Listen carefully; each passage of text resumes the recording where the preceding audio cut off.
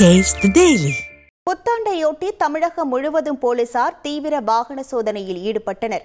சென்னை கிழக்கு கடற்கரை சாலையில் வாகன தணிக்கையில் ஈடுபட்ட போலீசார் நம்பர் பிளேட் இல்லாமல் சீறி பாய்ந்த காரை மடக்கி பிடித்தனர். அதிக சத்தம் எழுப்பும் சைலன்சரும் இருந்ததால் காரை ஓட்டி வந்த இளைஞரை பிடித்து விசாரித்து வருகின்றனர். செங்கல்பட்டு மாவட்டம் திருவிடந்தை சோதனை சாவடியில் மதுபோதையில் வாகனங்களில் வந்தவர்களை தடுத்த போலீசார் மாமல்லபுரம் செல்ல விடாமல் திருப்பி அனுப்பினர்.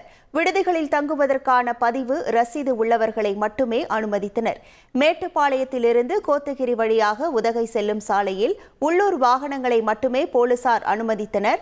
வெளியூர் வாகனங்களை சோதனை சாவடியிலேயே திருப்பி அனுப்பினர். கடலூர் மாவட்டம் திட்டக்குடியில் வாகன தணிக்கையில் ஈடுபட்ட போலீசார் விதிகளை மீறி வந்தவர்கள் அதிக சத்தம் எழுப்பி சென்ற வாகனங்களை பறிமுதல் செய்தனர். சென்னை மெரினாவில் புத்தாண்டு கொண்டாட்டம் முடிந்து பலரும் ஒரே நேரத்தில் வீடு திரும்பியதால் அண்ணா சாலையில் கடும் போக்குவரத்து நெரிசல் ஏற்பட்டது.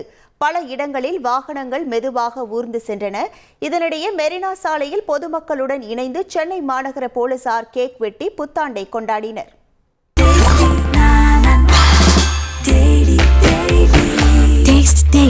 Taste the Daily.